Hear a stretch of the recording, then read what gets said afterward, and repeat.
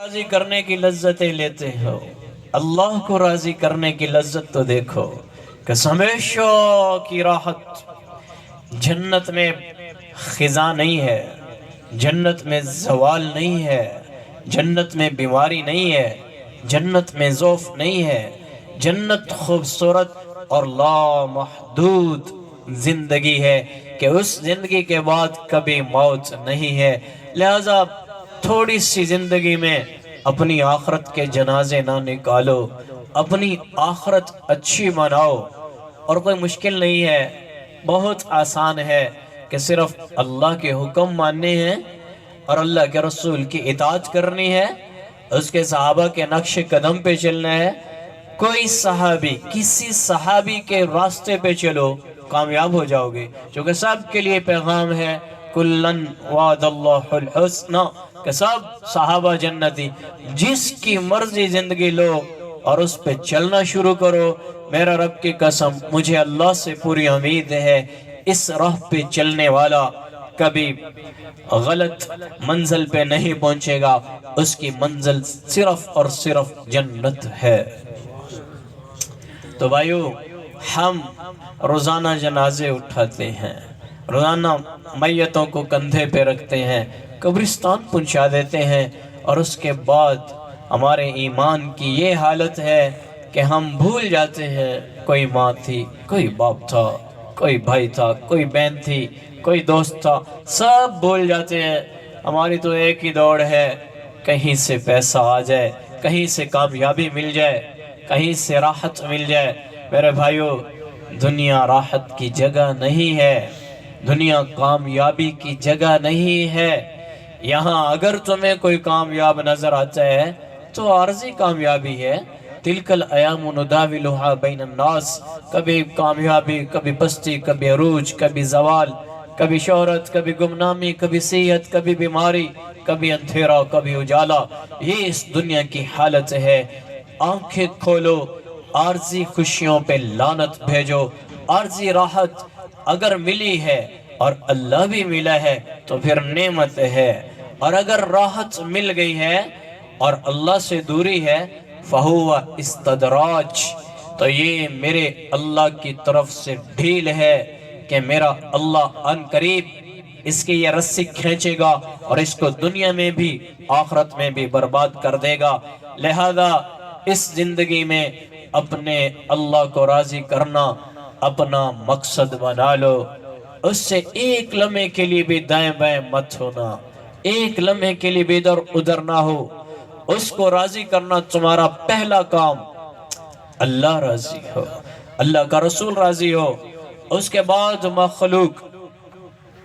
مخلوق سے محبت کرو جتنی میرے نبی نے بتائی۔ لوگ کہتے ہیں حقوق العباد، حقوق العباد، اور اس چکر میں اللہ کو ناراض کر دیتے ہیں، اس چکر میں اللہ کے نبی کو ناراض کر دیتے ہیں۔ حالانکہ حقوق جتنے میرے نبی نے سکھائے کوئی اور سکھا سکتا ہے؟ میری طبیعت ٹھیک نہیں تھی اس لیے میں وہاں نیچے بیٹھا تھا دھوپ پہ۔ جتنا اللہ کے نبی نے حقوق سکھائے کوئی اور سکھا سکتا ہے؟ میرے نبی نے جو اخلاق بتائے اور جو حقوق بتائے، اگر ہم ان پہ عمل کریں تو ہم سب سے پہلے جنتی بن جائیں۔ ما من شیء اسقل فی المیزان بحسن الخلق، قیامت کے دن اخلاق سے اچھا اور بھاری عمل اور کوئی نہیں ہوگا۔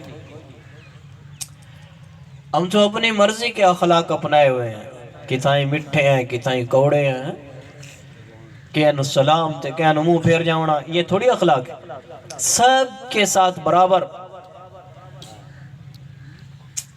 سب سے محبت، اپنے پرائے سے محبت۔ اچھی اخلاق تمہیں نماز سے نہیں روکیں گے، اچھے اخلاق تمہیں تمہارے نبی کی زندگی سے نہیں روکیں گے۔ میں لوگوں سے میٹھا بولتا ہوں لیکن اللہ کے نبی کی سنتوں کو توڑتا ہوں تو اس کو آپ اچھا نہیں کہہ سکتے۔ میں لوگوں سے بڑے پیار سے معاملات کرتا ہوں، صاف ستھرے، اور جب پکار آتی ہے حی علی الصلاۃ، نماز پہ آ جاؤ، تو یہ اچھے اخلاق نہیں کہ نہیں جاتا۔ میں گھر میں بڑے پیار سے رہتا ہوں، بچوں سے بڑی محبت سے رہتا ہوں، لیکن کوئی فقیر آتا ہے تو میں اس کو دھکے دے دیتا ہوں یا اس سے منہ چراتا ہوں، تو یہ اچھے اخلاق نہیں ہے۔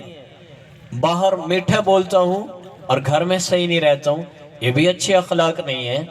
اچھے اخلاق کہ تمہارا ایک ایک انگ اس سے شہد ٹپکے، اس سے محبت چھلکے، کسی کے لیے نفرت نہ ہو، اس کا نام اچھے اخلاق ہے کہ اس میں اطاعت رسول بھی ہو، اطاعت اللہ بھی ہو، اور پھر محبت سے لوگوں سے بات کرے۔ یہ ہے کامل مسلمان۔ اور اگر مخلوق کو راضی کرتا ہے اور لوگ اس کی تعریف کرتے پھر رہے لیکن اللہ کے حقوق توڑ دیتا ہے، اللہ کے رسول کے حقوق توڑتا ہے، تو یہ انسان کامیاب نہیں ہے، یہ بد اخلاق ہے۔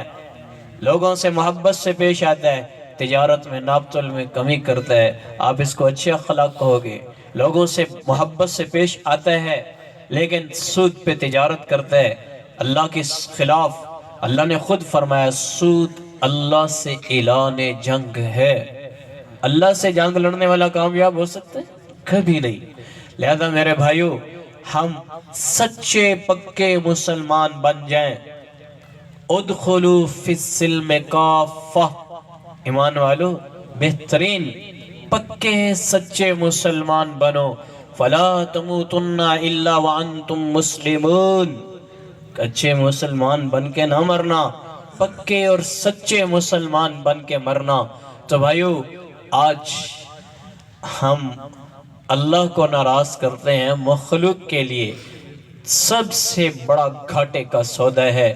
اللہ کو راضی کرنا میرا آپ کا پہلا مقصد، اللہ کے رسول کو راضی کرنا میرا آپ کا پہلا مقصد ہو۔